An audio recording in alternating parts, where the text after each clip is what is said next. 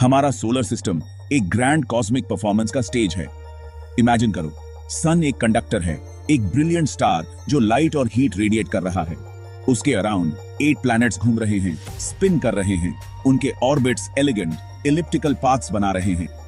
ये है सन का ऑर्केस्ट्रा। हर प्लैनेट एक यूनिक इंस्ट्रूमेंट है जो सेलेस्टियल सिम्फनी में अपना पार्ट प्ले कर रहा है। अर्थ, हमारा घर, एक पेल ब्लू डॉट की तरह शिमर करता है, जो स्पेस के खालीपन में लाइफ के डेलिकेट बैलेंस का प्रमाण है। जैसे जैसे हम सोलर सिस्टम में जर्नी करते हैं, एक मोमेंट लेते हैं अपने कॉस्मिक नेबरहुड के स्केल को अप्रिशिएट करने के लिए। अगर सन एक जायंट वाटरमेलन होता, तो अर्थ बस एक टाइनी मस्टर्ड सीड होता। एक हम्बलिंग कंपैरिजन जो हमें ग्रैंड स्कीम ऑफ थिंग्स में अपनी जगह याद दिलाता है। ग्रेविटी, द इनविजिबल माइस्ट्रो, हमारे सोलर सिस्टम में हर प्लैनेट, मून और एस्टेरॉइड की मूवमेंट को ऑर्केस्ट्रेट करता है। ये वो फोर्स है जो हमें ग्राउंड की तरफ खींचती है। यही रीजन है कि चीजें गिरती हैं। स्पेस के वास्टनेस में ग्रेविटी एक इनविजिबल थ्रेड की तरह एक्ट करता है, सेलेस्टियल बॉडीज को उनके ऑर्बिट्स में बाइंड करके रखता है। सन की ग्रेविटी प्लैनेट्स को उनके इलिप्टिकल पाथ्स में होल्ड करके रखता है, उन्हें वॉइड में ड्रिफ्ट अवे होने से रोकता है। ग्रेविटी का ये डेलिकेट बैलेंस ही हमारे सोलर सिस्टम को स्टेबल रखता है, एक कॉस्मिक डांस जो बिलियंस ऑफ ईयर्स से चल रहा है। सदियों से ह्यूमंस स्टार्स को देखते थे और सोचते थे, क्या वहां दूसरी दुनियाएं हैं हमारे जैसे ही और सोलर सिस्टम्स। अब टेक्नोलॉजी में एडवांसमेंट्स और साइंटिस्ट के टायरलेस एफर्ट्स की वजह से हम आंसर जानते हैं। हाँ, हम कॉस्मोस में अकेले नहीं हैं। एक्सोप्लैनेट्स, प्लैनेट्स जो हमारे सन से परे स्टार्स को ऑर्बिट करते हैं, साइंस फिक्शन से निकलकर एक थ्रिलिंग रियलिटी बन गए हैं। इन डिस्टेंट वर्ल्ड्स में से हजारों डिस्कवर किए जा चुके हैं। हर एक यूनिवर्स के वास्टनेस और डाइवर्सिटी का प्रमाण है। इन डिस्कवरीज ने हमारे इमेजिनेशंस को इग्नाइट किया है और इन एलियन वर्ल्ड्स के बारे में और जानने की हमारी डिजायर को फ्यूल किया है। लेकिन साइंटिस्ट्स इन हिडन वर्ल्ड्स को कैसे ढूंढते हैं जो अक्सर लाइट ईयर्स दूर होते हैं? वो इंजीनियस मेथड्स यूज करते हैं। हर एक वो सटल तरीके इस्तेमाल करता है जिससे एक्सोप्लैनेट्स अपनी प्रेजेंस बिट्रे करते हैं। ऐसा ही एक मेथड है ट्रांजिट मेथड, जो स्टार के लाइट में फेंट डिमिंग को देखता है जब एक प्लैनेट उसके सामने से गुजरता है। एक और method gravitational microlensing, massive objects द्वारा लाइट के बेंडिंग पर निर्भर करता है। जब एक स्टार जिसके पास एक प्लैनेट है एक मोर डिस्टेंट स्टार के सामने से गुजरता है, तो फोरग्राउंड स्टार की ग्रेविटी एक लेंस की तरह एक्ट करती है, बैकग्राउंड स्टार के लाइट को मैग्नीफाई करती है।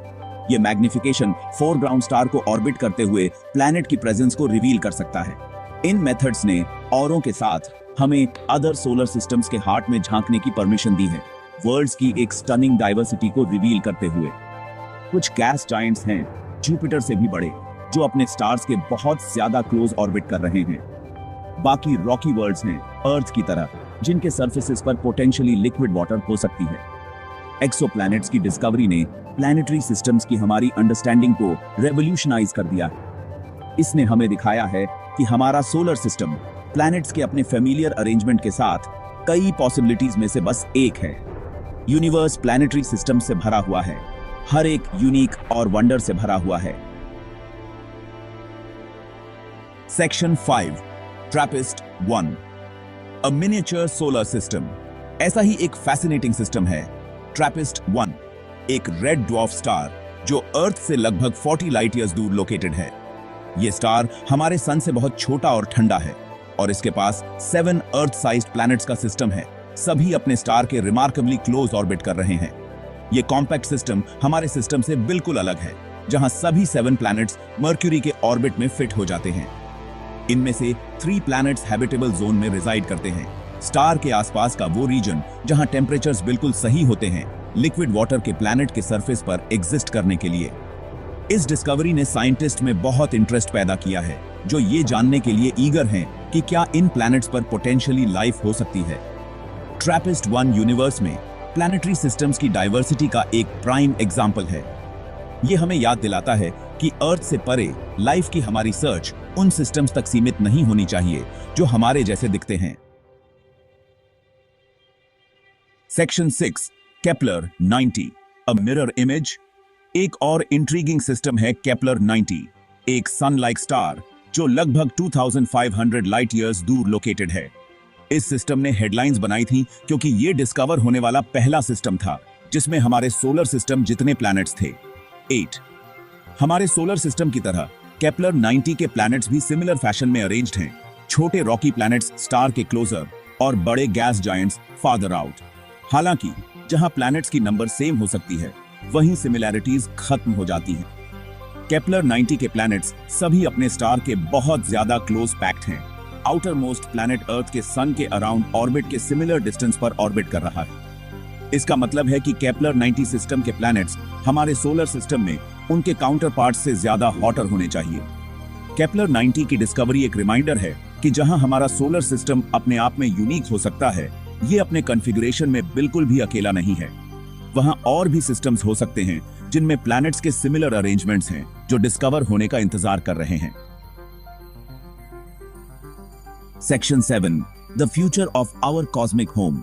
जैसे जैसे हम कॉस्मोस में और डीपर डेल्व करते हैं और यूनिवर्स में अपनी जगह के बारे में और अनकवर करते हैं, ये सोचना नेचुरल है कि हमारे अपने सोलर सिस्टम का फ्यूचर क्या होगा। हमारे सन, हमारी अर्थ और हमारे कॉस्मिक नेबरहुड को शेयर करने वाले बाकी प्लैनेट्स का क्या होगा। सन, हमारा लाइफ गिविंग स्टार, हमेशा के लिए नहीं रहेगा। लगभग 5 बिलियन ईयर्स में ये अपने न्यूक्लियर फ्यूल को एग्जॉस्ट कर देगा और एक रेड जायंट में एक्सपैंड हो जाएगा। मर्क्यूरी, वीनस और शायद अर्थ को भी इनगल्फ कर लेगा। आउटर प्लैनेट्स और दूर पुष्ट हो जाएंगे, उनके आइसी सरफेसेस पोटेंशियली और ज्यादा हॉस्पिटेबल एनवायरनमेंट्स में ट्रांसफॉर्म हो जाएंगे। जहां ये एक ब्लीक फ्यूचर लग सकता है, ये याद रखना इंपॉर्टेंट है कि ये बिलियंस ऑफ इयर्स बाद की बात है। ह्यूमैनिटी के पास अडेप्ट करने, एक्सप्लोर करने और शायद स्टार्स के बीच न्यू होम्स खोजने के लिए बहुत टाइम है। Section 8 are we alone? The search for life continues. हजारों एक्सोप्लैनेट्स की डिस्कवरी, जिनमें से कुछ अपने स्टार्स के हैबिटेबल जोन्स में लोकेटेड हैं, ने अर्थ से परे लाइफ के लिए हमारी सर्च को और इंटेंस कर दिया है। यूनिवर्स वास्ट है और पॉसिबिलिटीज से भरा हुआ है, और ये सवाल कि क्या हम अकेले हैं सबसे प्रोफाउंड क्वेश्चंस में से एक है जो ह्यूमैनिटी ने कभी पूछा है। साइंटिस्ट्स न्यू टेक्नोलॉजीज और मिशंस डेवलप कर रहे हैं ताकि अदर प्लैनेट्स पर लाइफ के साइंस सर्च कर सकें। ऐसे टेलीस्कोप्स से जो एक्सोप्लैनेट्स के एटमॉस्फेयर्स को एनालाइज करके बायोसिग्नेचर्स के साइंस ढूंढ सके, ऐसे प्रोब्स तक जो एक दिन हमारे अपने सोलर सिस्टम में आइसी मून्स के ओशंस को एक्सप्लोर कर सकें। अर्थ से परे लाइफ की सर्च बस एक साइंटिफिक एंडेवर नहीं है, ये यूनिवर्स के बारे में और उसके अंदर हमारी जगह के बारे में हमारी डीप सीटेड क्यूरियोसिटी का रिफ्लेक्शन है। ये एक ऐसी क्वेस्ट है जिसमें लाइफ की हमारी अंडरस्टैंडिंग और कॉस्मोस में हमारी जगह को बदलने की पोटेंशियल है। Section 9 an everlasting symphony. The universe is unfolding story. जैसे जैसे हम यूनिवर्स को एक्सप्लोर करते रहते हैं, हमें कॉन्स्टेंटली उसके वास्टनेस, उसकी ब्यूटी और हमें सरप्राइज करने की उसकी एंडलेस कैपेसिटी की याद दिलाई जाती है। हमारे सोलर सिस्टम में प्लैनेट्स के डेलिकेट डांस से लेके डिस्टेंट स्टार्स को ऑर्बिट करते हुए हजारों वर्ल्ड्स की डिस्कवरी तक, यूनिवर्स एक अनफोल्डिंग स्टोरी है, क्रिएशन और डिस्ट्रक्शन की एक सिम्फनी जो बिलियंस ऑफ ईयर्स से प्ले हो रही है। कॉस्मोस के जरिए हमारा जर्नी अभी शुरू ही हुआ है।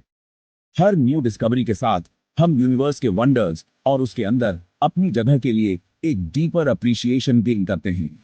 नॉलेज की सर्च, अंडरस्टैंडिंग की सर्च, यही हमें आगे ड्राइव करती है, उन बाउंड्रीज को पुश करती है जो हम जानते हैं और जो हम सोचते थे पॉसिबल है। तो आइए हम एक्सप्लोर करना, क्वेश्चन करना और यूनिवर्स की एंडलेस सिम्फनी पर मार्वल करना जारी रखें, क्योंकि कार्ल सेगन के शब्दों में somewhere something incredible is waiting to be known.